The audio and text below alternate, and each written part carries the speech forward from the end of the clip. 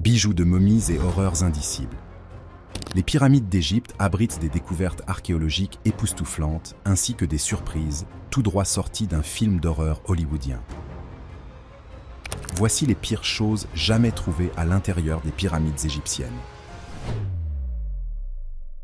Numéro 10. La Grande Ménagerie. Les pharaons égyptiens aimaient emporter tout avec eux à leur mort, donc tous leurs biens étaient placés dans la tombe avec eux, même si ces biens étaient encore vivants. Si les pharaons ou toute autre personne enterrée dans une pyramide avait un animal de compagnie à l'époque, celui-ci était généralement momifié et envoyé passer l'éternité avec son maître, ce qui a probablement donné lieu à des regards méchants du chat dans l'au-delà. Les chats étaient considérés comme des animaux sacrés en Égypte, donc l'animal le plus courant trouvé parmi les momies est aussi celui qui était le plus susceptible de démêler les bandages de la momie pour le plaisir en cas de résurrection surprise. Mais ce n'est que le début, car dans de nombreuses pyramides, c'était un véritable zoo. De nombreuses momies animales n'étaient pas du tout des animaux de compagnie, mais des hommages aux dieux. Les dieux égyptiens étaient souvent basés sur des animaux, et lorsque les Égyptiens voulaient obtenir les bénédictions d'un dieu, ils rendaient hommage à son image.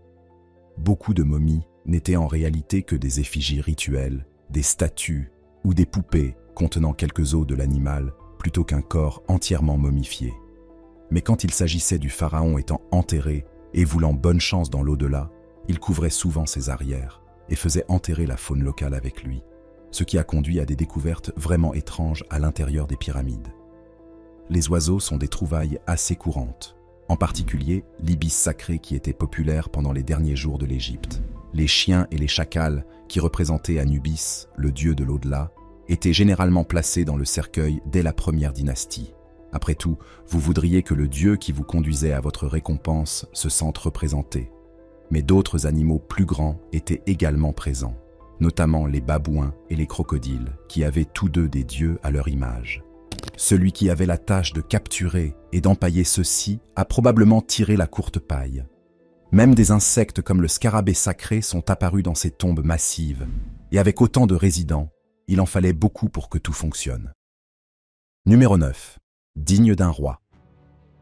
L'une des choses importantes à savoir sur les chambres funéraires à l'intérieur de ces pyramides massives est qu'ils ne s'attendaient pas vraiment à ce que les morts restent sur place. Ils ne s'attendaient pas à ce qu'ils se lèvent et se promènent tranquillement comme dans les vieux films d'horreur.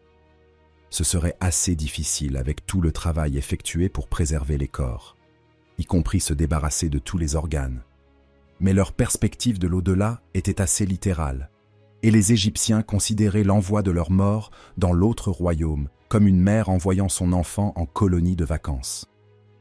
D'accord, ayez tout ce dont vous avez besoin, prenez vos plus beaux vêtements, vos articles préférés, votre chat, et bien sûr, vous aurez besoin de quelque chose à manger en cours de route. Les tombeaux des pharaons étaient généralement remplis de denrées alimentaires, du genre que vous emporteriez si vous vouliez vous assurer que votre roi bien-aimé n'aurait pas faim pendant son dernier voyage. Ces temps anciens avaient des provisions assez simples, incluant des céréales comme le blé et l'orge, des fruits comme les figues, les dattes et le raisin, des paquets de viande en conserve, seulement le meilleur, comme le bœuf et le canard, et même du miel pour le dessert, ainsi que du vin, au cas où la momie voudrait se saouler un peu en sortant. C'était un festin somptueux, le genre de festin que n'importe quel commentateur de la Flèche aurait aimé avoir entre les mains, et tout a été gaspillé, car évidemment, il n'y avait personne dans la chambre scellée pour le manger. Et maintenant, tout a pourri depuis longtemps. Enfin, pas vraiment. Bien qu'aucune nourriture dans la tombe ne devrait être consommée des milliers d'années plus tard, la plupart des aliments laissés dans la chambre à V étaient conçus pour durer. Les céréales sèches deviendraient cassantes. La viande séchée était conçue pour avoir une longue durée de conservation, bien que pas aussi longue, et les aliments périssables comme le poisson ont été soigneusement évités. Et puis, il y a le vin, qui bénéficie du vieillissement, bien que quiconque l'ouvrirait aujourd'hui aurait probablement une mauvaise surprise. La seule exception étant le miel, qui n'a pas de date d'expiration et peut durer des milliers d'années, s'il est conservé scellé sans que des microbes n'y pénètrent. Il est donc tout à fait possible que le miel du pharaon puisse encore être étalé sur des pommes aujourd'hui. Bien que personne ne sache si des archéologues étaient prêts à risquer leur estomac pour la science, parfois, Il semble que les pharaons se préparaient à tout. Numéro 8.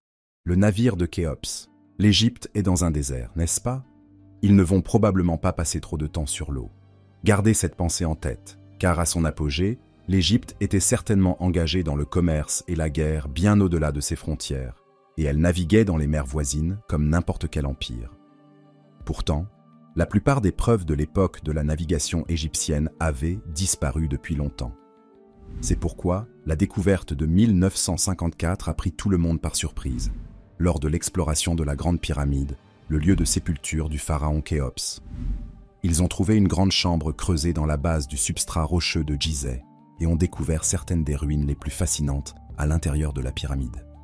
Mais il y aurait beaucoup de travail à faire avant d'avoir une vue d'ensemble. C'était un navire massif de près de 45 mètres de long et près de 6 mètres de large, datant d'environ 4500 ans, ce qui en fait le plus vieux bateau jamais trouvé. Mais il était loin d'être intact. Les navires en bois ne sont pas censés durer des milliers d'années. Il s'était donc dégradé, et il a fallu des années au département des antiquités égyptiennes pour le restaurer et créer une reconstitution grandeur nature de ce qu'ils ont découvert. C'était magnifique, mais aussi profondément mystérieux, car le bateau était définitivement bien construit, au point que l'ingénieur a dit qu'il pourrait facilement flotter sur l'eau aujourd'hui s'il voulait le risquer. Mais ce qui manquait, c'était quelque chose pour le faire fonctionner.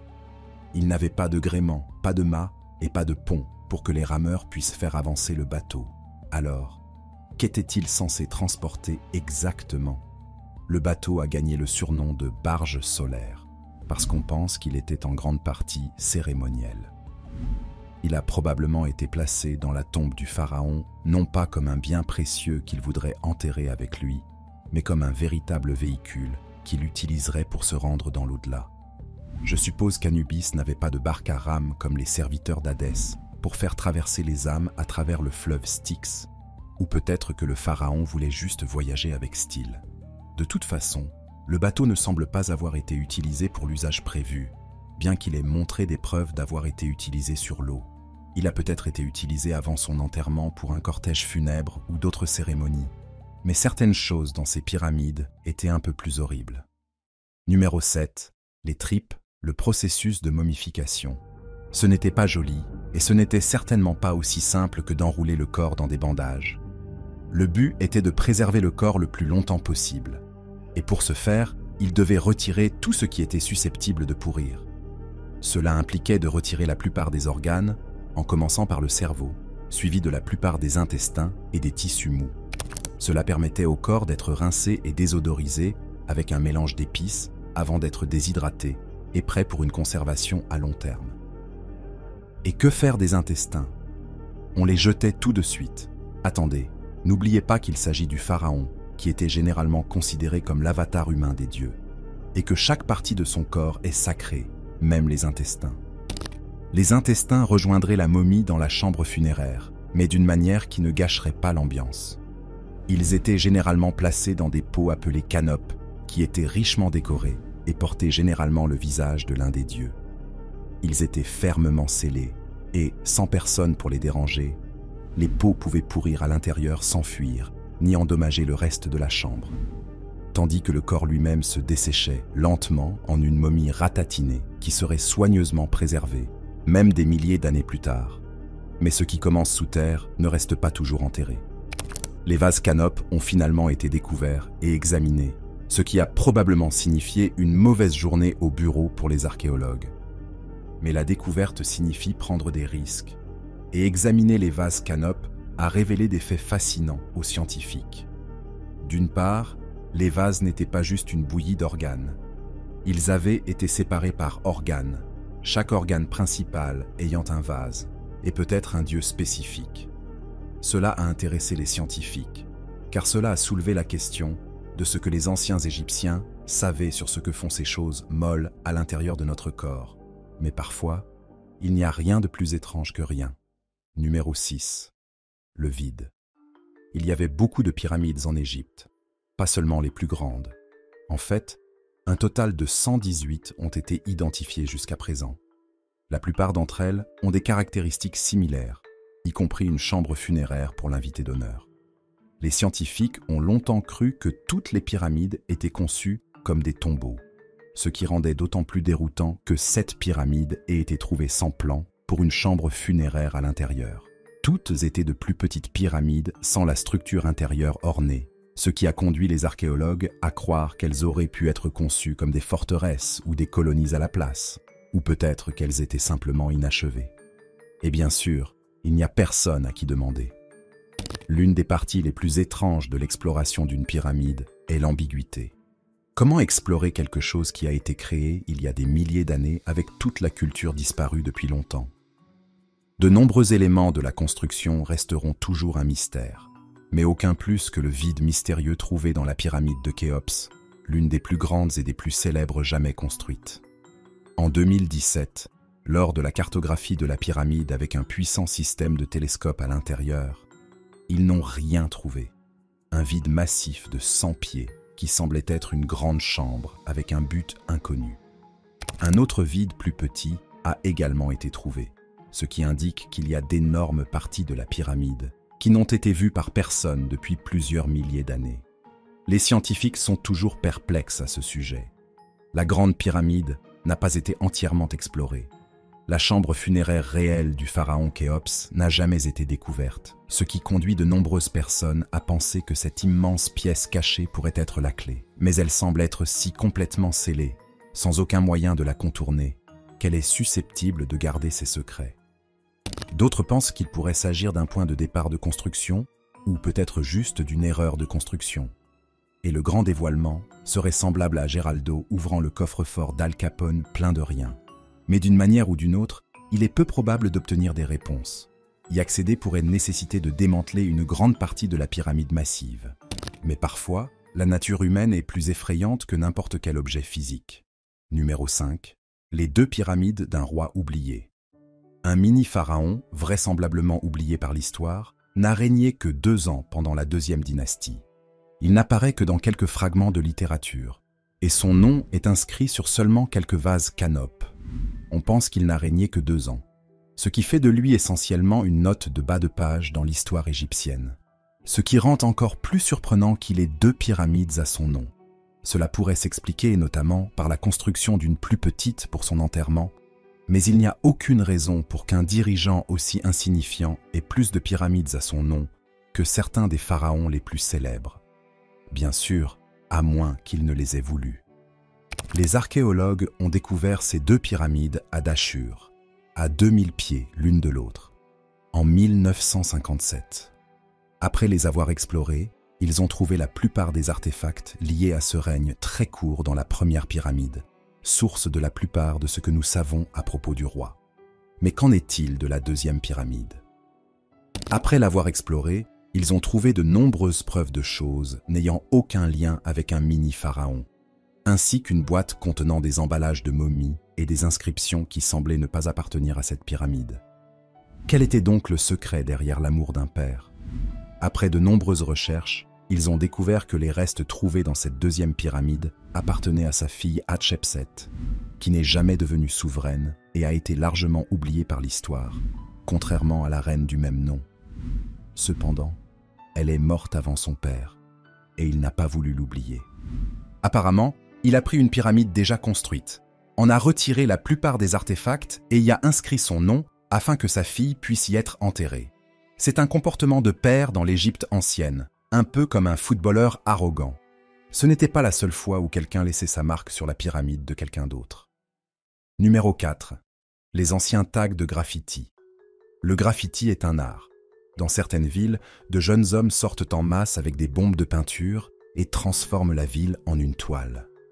Ils pulvérisent sur les murs des bâtiments et même sur les wagons de métro en mouvement, essayant toujours de garder une longueur d'avance sur les policiers. Parfois, ils peignent des fresques murales impressionnantes, mais le plus souvent, ils laissent simplement leur propre tag ou celui de leur gang. S'ils peuvent éviter la prison, certains peuvent même devenir des héros locaux. Mais souvent, leurs créations sont recouvertes assez rapidement. Cependant, pour un groupe de graffeurs, leurs créations ont duré bien plus longtemps. Les pyramides ne se sont pas construites toutes seules.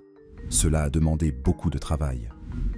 Alors que de nombreuses histoires disent qu'elles ont été construites par des esclaves, les preuves suggèrent que les pyramides, y compris la grande pyramide de Gizeh, ont été érigées par des ouvriers rémunérés qui comprenaient le travail qu'ils accomplissaient et en étaient fiers. Ces ouvriers voulaient laisser leur marque. Des milliers d'années plus tard, les archéologues ont déterré une série de marques rouges juste au-dessus de la chambre du roi. Lorsqu'ils ont traduit ces inscriptions, ils ont trouvé le tag « Les amis du gang de Khéops ». Imaginez laisser un petit graffiti sur votre lieu de travail et voir des gens le lire presque 5000 ans plus tard. Mais la plupart des découvertes les plus étranges dans les pyramides sont bien plus sinistres. Numéro 3. Des pièges mortels à l'horizon. Si vous regardez un film sur les pyramides, il y a de fortes chances qu'à un moment donné, notre héros intrépide se retrouve dans de mauvais pas. Il marche sur une mauvaise pierre, et soudain, le sol s'effondre sous lui. Peut-être tombe-t-il dans une fosse remplie de pointes, où des fléchettes empoisonnées jaillissent des murs. Ou peut-être une trappe s'ouvre sous lui, l'envoyant dans une fosse remplie de serpents. Pourquoi des serpents, d'ailleurs? Ne demandez pas qui a gardé cette fosse pendant toutes ces années. Heureusement, ces pièges sont de la pure fiction, non? Si vous entrez dans certaines pyramides, y compris celle de Toutankhamon, vous découvrirez que ce n'est pas aussi simple. La tombe de Toutankhamon, découverte en 1922, était l'un des plus grands événements archéologiques, mais elle a aussi suscité une certaine crainte. Beaucoup de ceux qui l'ont explorée ont souffert de maladies ou de malchance. La tombe elle-même semblait conçue pour tromper et détourner les explorateurs du véritable trésor. De nombreux faux murs ou sols faisaient partie de la tombe, mais elle semblait être beaucoup plus étroitement surveillée que d'autres. Le sarcophage découvert dans cette tombe était un sarcophage vide en granit rouge. La véritable chambre funéraire du roi reste un mystère, et cette tombe est protégée par des mesures de sécurité qui feraient honte à n'importe quelle momie de film. Numéro 2. Le plus petit sarcophage. Il n'y a pas de plus grande joie pour beaucoup de personnes que l'arrivée d'un nouveau bébé. Mais une grossesse interrompue peut dévaster une famille. Beaucoup de gens chérissent l'enfant bien avant sa naissance et veulent commémorer la vie qui aurait pu être. Mais personne n'a été aussi loin que celui qui était chargé du remplissage d'une pyramide à Gizeh en 1907. Lors de fouilles, les archéologues ont trouvé un sarcophage très petit, d'une taille inférieure à 30 cm de long. Il ressemblait à un sarcophage destiné à un petit animal de compagnie, mais il n'en était rien. Ce sarcophage appartenait à un humain, vieux de plus de 2500 ans. Bien que le cercueil ait été gravement endommagé, il était indéniablement humain. En examinant l'intérieur à l'aide d'imagerie, ils ont découvert qu'il s'agissait du fœtus d'un enfant de moins de 18 semaines, une fausse couche survenue assez tôt dans la grossesse. Cette découverte a apporté un éclairage sur la compréhension des anciens Égyptiens du corps à ce stade de la grossesse. Numéro 1. Les sacrifices humains. Les pharaons avaient de nombreux biens qu'ils voulaient emporter avec eux, comme des pierres précieuses, de l'or, des chars et des vêtements de luxe. Mais cela incluait aussi leurs animaux de compagnie, qui étaient parfois sacrifiés avec eux pour assurer leur chance dans l'au-delà. Dans certains cas rares, cela comprenait même leurs serviteurs. Les Égyptiens considéraient la mort comme une transition, pas une fin. Les pharaons étaient vus comme des dieux sous forme humaine, et suivre le pharaon dans l'au-delà était considéré comme un grand honneur, que le serviteur le veuille ou non. Bien que cette pratique ne fût pas aussi courante que Hollywood le laisse entendre, elle semblait l'être pendant la première dynastie. Les membres de la haute société faisaient tuer leurs serviteurs pour les enterrer avec eux. Mais au fur et à mesure que cette pratique devenait de plus en plus brutale, des alternatives plus claires ont émergé. Les archéologues ont trouvé de petites statues appelées Ushepti, des figurines censées servir de nouveaux serviteurs dans l'au-delà, fabriquées en calcaire et portant des inscriptions, affirmant qu'elles seraient ramenées à la vie par les dieux pour remplacer les serviteurs vivants. Merci d'être resté jusqu'ici. N'hésitez pas à cliquer sur l'une des vidéos à l'écran pour plus de contenu similaire.